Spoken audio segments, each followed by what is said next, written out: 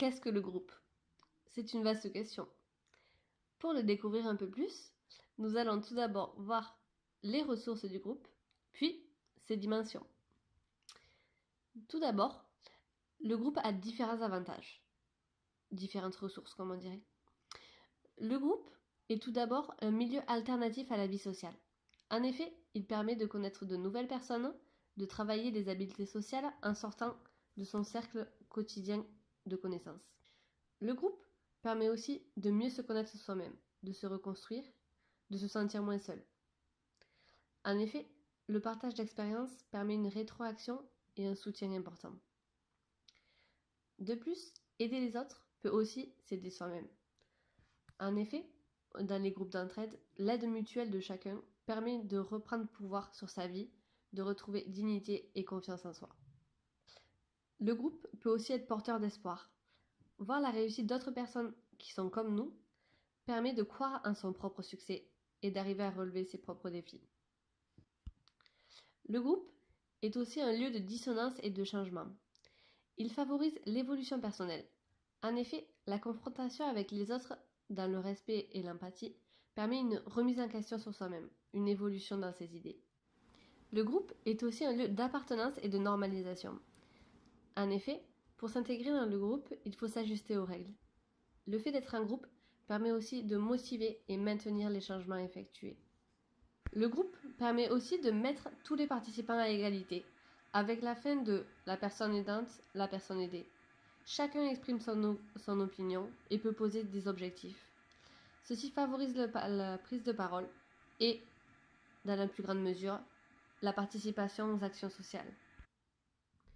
Le groupe permet aussi de discuter avec des personnes différentes de soi, de s'ouvrir au monde avec la découverte de différentes cultures, une diversité, et également d'apporter une nouvelle vision sur sa propre façon d'agir. De plus, le groupe a une force collective. En effet, la multiplication des ressources de chacun favorise la force, le courage et la confiance en fonction du nombre.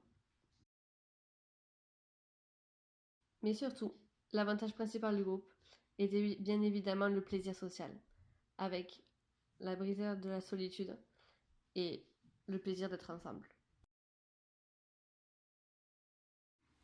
Les dimensions sont les éléments qui font qu'un groupe est attrayant et efficace.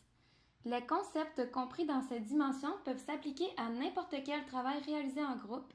Il est donc pertinent de les appliquer dans le travail que nous amorçons présentement. Les 3 dimensions peuvent être associées chacune à une composante du modèle PEO. La première, c'est la dimension instrumentale.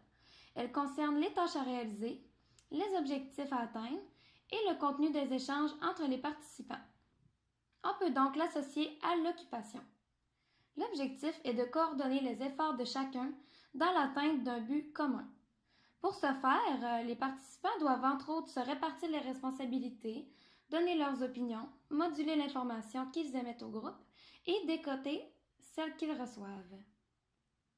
Par exemple, dans le cadre de la planification de notre groupe, on utilise différents rôles afin de partager les responsabilités et favoriser la participation de chacun afin de progresser efficacement vers l'atteinte de l'objectif de notre projet. La deuxième dimension est la dimension relationnelle. Elle concerne la relation entre les membres du groupe ainsi que leur façon de communiquer. On peut donc l'associer à la personne. L'objectif est de maintenir un climat sain au cœur du groupe afin de résoudre les problèmes pour mieux progresser dans la tâche. Pour ce faire, les participants doivent utiliser des techniques de communication efficaces, transmettre leurs connaissances aux autres et interpréter correctement leur message. Concernant cette dimension, l'avocat du diable joue un rôle primordial car il permet de prévenir les conflits qui pourraient survenir. Par exemple, une personne pourrait se sentir à l'écart si elle se sentait que les autres ne l'écoutent pas ou qu'ils n'acceptent pas ses idées. La dernière dimension est la dimension contextuelle.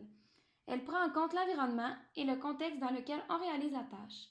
Entre autres, on doit déterminer le nombre de participants, la structure, le lieu, la fréquence et la durée, les règlements à suivre, le mandat du groupe, le matériel et le budget disponible. L'adéquation de ces éléments favorise la participation des patients au groupe. Par exemple, on va moduler la fréquence en fonction du train de vie du patient et de ses occupations principales.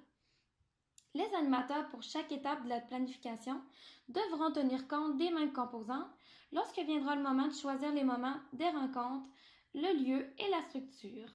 En espérant que notre vidéo va vous avoir été très utile. Merci pour votre attention. Au revoir!